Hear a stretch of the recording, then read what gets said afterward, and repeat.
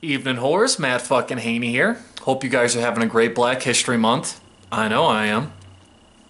Now, in wake of the most recent school shooting, some of my followers wanted me to get on here today and talk about my stance on gun control and where I stand on the issue. And I was like, you know what? That's a terrible fucking idea. I'm definitely not going to do that. That sounds just, awful.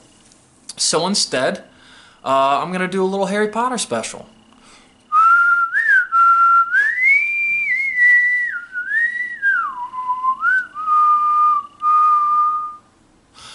Now, I love Harry Potter and I can talk about the subject for hours. Especially with a few beers in me, forget about it. So to limit myself today, we're just going to talk about one very small little fucking thing that bothers me a lot, and that is the sorting and the housing situation that goes on in Hogwarts. So for those of you who aren't as familiar, basically they take these 11-year-old first years, bring them into the Great Hall, sit them down in front of the whole school. Then they take this raggedy old, busted, mind-reading, creepy, singing-ass hat that used to belong to Godric Gryffindor, and they drop it on these 11-year-olds' heads. The hat then searches the little kids' minds, and it reads its thoughts, and it recognizes certain values and traits, and based on those things, it sorts the child into one of four houses. You get put in Gryffindor if you're brave, courageous, and determined. You could put in Slytherin if you're proud, ambitious, and cunning. You could put in Hufflepuff if you're loyal, hardworking, and fair playing. And you get put in Ravenclaw if you're a fucking nerd and you value wit above all else. So, first issue I have with this is how the fuck are you going to take an 11-year-old's values and traits and pigeonhole them for the rest of their life at like Hogwarts? I mean, if you took my values as an 11-year-old, they were vastly different than when I was 15, and then even more so than when I was 18. I think it's weird that they have that self-fulfilling prophecy, whereas, all right, if you're a nerd as an 11-year-old, you're going to be a nerd for the rest of your life. Or if you're, a brave kid at 10, well, you're going to be a Gryffindor. It just seems kind of fucky to me. Secondly, let's have a hypothetical situation where you're a first year and you meet another first year on the Hogwarts Express and you guys hit it off. You're best buddies. You decide that you guys are going to be great friends. But come the sorting ceremony, you get placed in a Gryffindor and your best friend gets put in Slytherin. Uh-oh. There goes that friendship.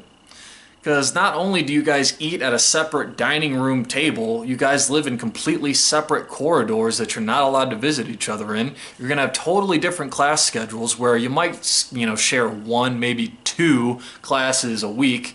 And then not only that, there's a natural house rivalry where it's like the Palestinians and the Israelis where they just naturally hate each other just because they're in these separate houses. So bye-bye that friendship. And then lastly, I think that the sorting method is just totally inaccurate. I can't... There are so many characters, in my honest opinion, that get put in the wrong house. So the first example of that, I will give you Luna Lovegood.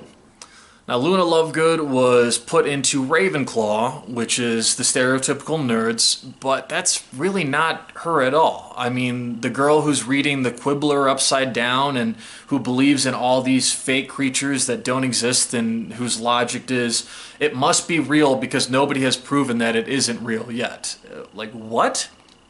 And not just that, Luna is the most loyal friend. Like, she is painted as the picture of the most loyal friend to Harry and Ginny and Hermione and Neville.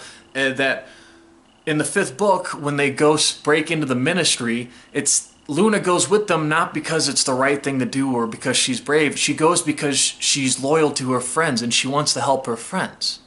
And then when the main three go to Luna's house in the seventh book, and they visit Luna's room, they look up at the ceiling, and Luna went and painted a goddamn mural of all her friends on the ceiling. I mean, that's just, this girl is so clearly a Hufflepuff, I don't know why on earth she was put into Ravenclaw. Secondly, Hermione Granger. The girl who's described as the smartest witch in her age and constantly as a know-it-all, and every time that there's a problem, what does Hermione do? She runs off to the library to check out a book like a goddamn nerd. I mean, Hermione is just a textbook, get it? A textbook example of a Ravenclaw. And then lastly, a lot of people get mad at me for this one, but it's very true. Lastly, you have Fred and George Weasley. They are Gryffindors, but they are so clearly Slytherins if you read the book. Because, now, hear me out here, because Slytherins get a bad rep. Everyone thinks that, oh, Slytherins are the bad guys. And honestly, that's like saying all Germans are Nazis. Like, it's just inaccurate.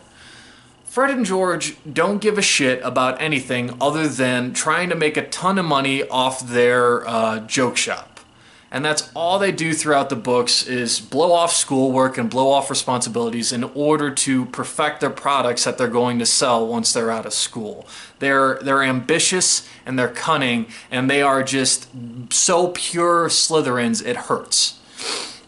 Now, the biggest counter argument I get when I say these things is in the first movie and book, the hat, and everyone clearly says, oh, well, the hat takes your decision into account. Well, isn't that proof to my argument that the whole system's fucking flawed? It's like, oh, your values clearly align you as a Hufflepuff, but since you want to be a Gryffindor so goddamn bad, go ahead, who gives a shit? You be whatever you want, kid. I mean, the whole thing to me is just so fucky, and then I feel like the house carries so much merit throughout everything. Like, it's just stupid. If you disagree with me, please leave a constructive argument in the comments. If not, fuck off. Speaking of leaving shit in the comments, I'm still mad at you guys for not commenting on the last video, the types of people that wouldn't make it onto your spaceship. Kindly go fuck yourselves. Quick shout out to the 7 people who subscribe to me. I don't know who you are or why you do it, but I really appreciate it. You guys will hold a special place in my heart. And yeah, tune in later for some more Harry Potter shit that I want to talk about.